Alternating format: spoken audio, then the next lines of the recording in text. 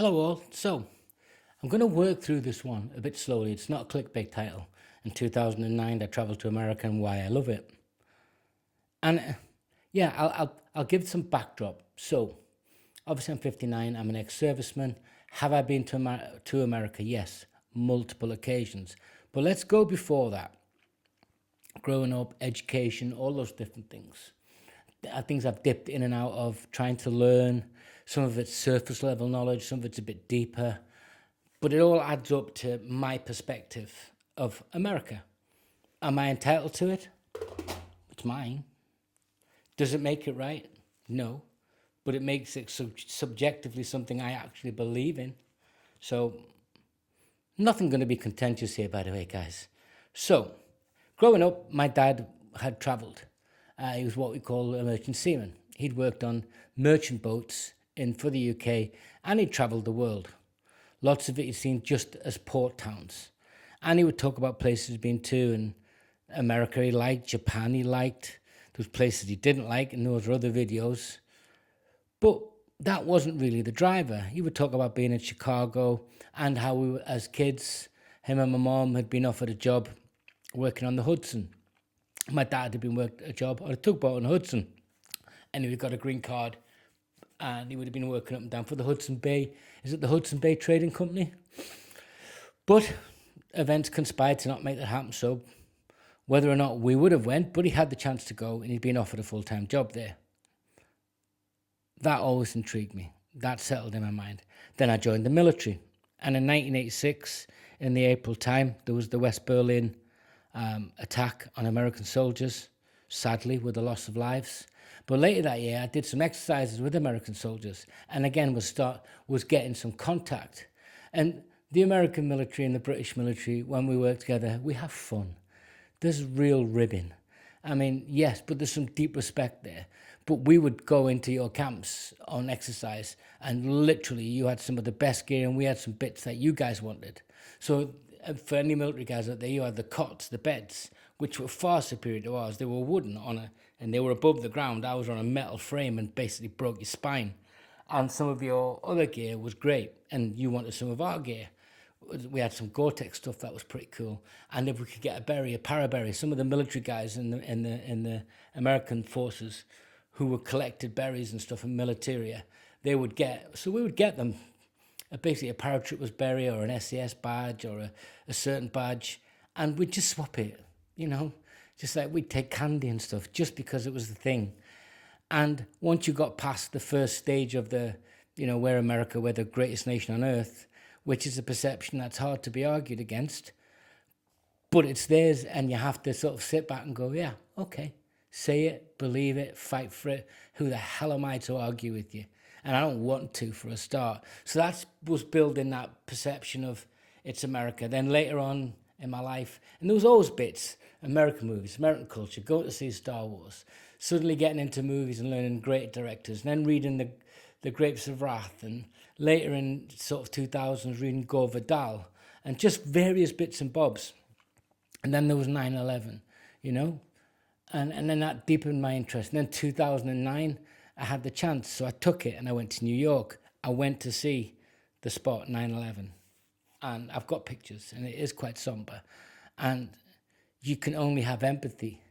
No, I didn't have empathy, just sympathy. I couldn't place myself in that situation.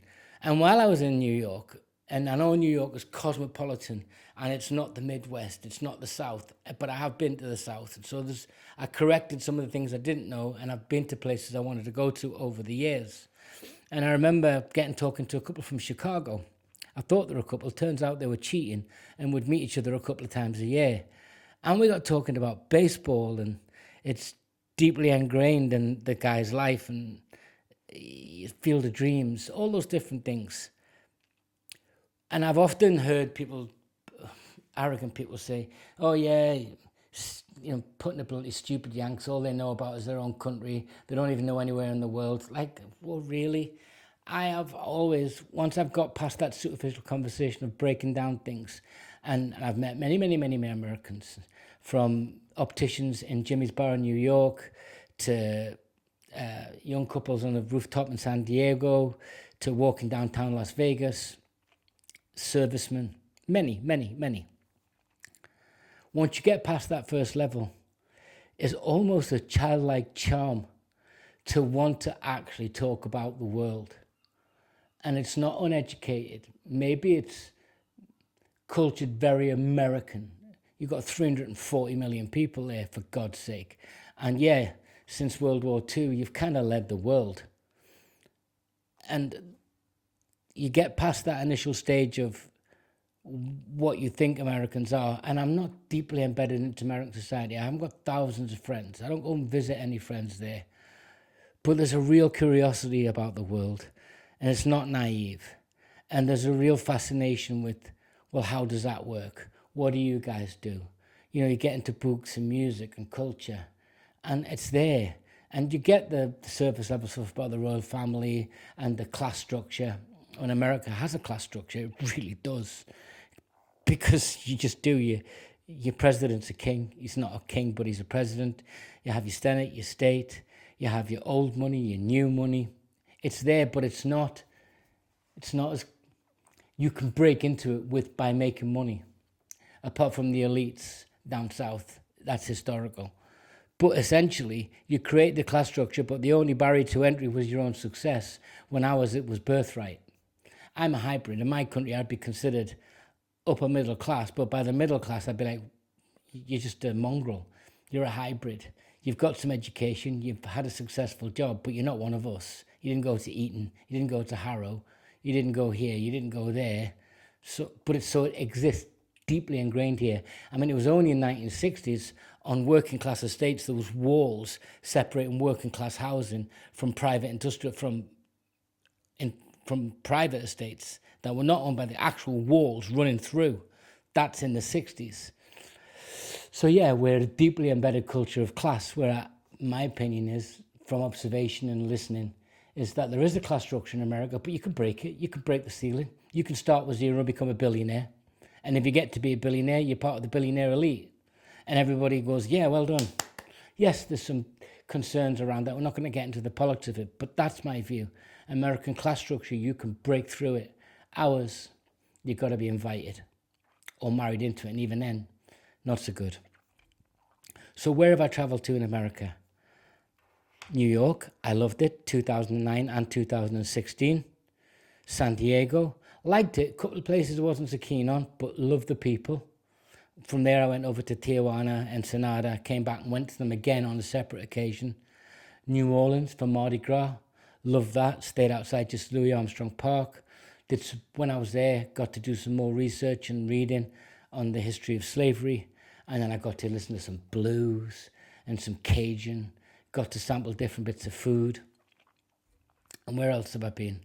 Vegas and Pebble Beach and LA and San Francisco. San Francisco scared the living shit out of me. Even though I got to talk to a couple of people, I was with my family then, and they were pretty cool. Went to this bar, me and my brother and his wife. It was like a sports bar. And it was literally, it had soccer on and everything. And we got talking to these younger people who were there waiting for some game to start. And it was a real laugh, but outside, walking down towards the Harbour Bay area, oh God, it was like the scene from The Walking Dead. And it was a shame because that's not what I remembered in 2009 New York, when I remember walking home at 1 o'clock in the morning, stopping outside a police car. And he asked me what I was looking for. I said, pizza, I'm hungry, I've had too much to drink. He just laughed and said, see all of them. I was like, yeah, it goes, pizza. I was like, okay, cool. So the police officer, and I'd had a little bit to drink. I wasn't fully over, I wasn't being abusive. I just looked a bit confused, and he's like, can I help you, sir? I said, yeah, some food, some pizza. And he just laughed, all of them. And I remember getting a slice of pizza about this big for about maybe $6, I can't remember. But I loved New York. I loved it the second time. Went up to see a Yankees game. So my observations, and I see all these things online, American Reacts, the first trip to America. And I see some of them are great. They're traveling up north. I see a lot now where people are traveling out of London and they're coming up to the northeast and Leeds and York and Newcastle. And that's cool. Do that. But the things Americans do better, Brits do better, does it matter? What has England given the world? Okay, so we've been around a long time. and it's Scottish and Welsh inventors, and we've managed to do things. And I'm proud of that heritage, but it's cool, and I love my country. I served it. I love it. But when I sit back and I look at America, and people say, America sneezes, Britain catches a cold.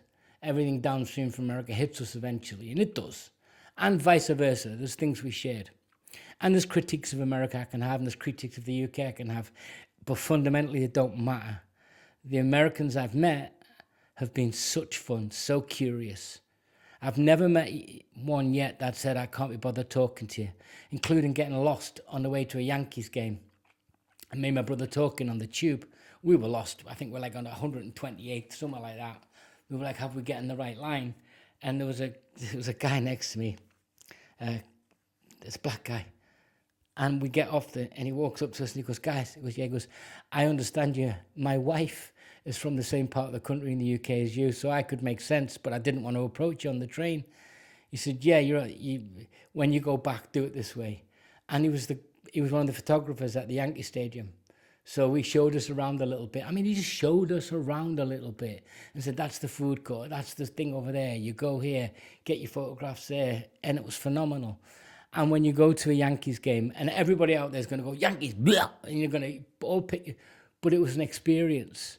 We were sat just to the right of the diamond. It was so good. And to be able to order a beer while you sat there, yes, you can do that in the UK, but it was just such a good day out. Everything I've done in America, I've really enjoyed. Everything I've seen, I've really enjoyed. The American history, I do. I understand American history. I understand American politics more than I should, perhaps. I'm more observant of that than I am of the UK. Not that the UK is a lost cause, but it's just fascinated me for 30 years now. Would I go and live in America? I'm too old. I don't have anything to offer the country. I really don't. Yeah, if I could, I would.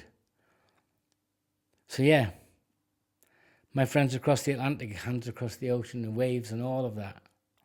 We've done some shitty things to each other over the hundreds of years, and we've done some great things together. Yeah. And I've enjoyed reading them, experienced them, and I've enjoyed making this video. Yeah. Salutations, my American friends, and take care.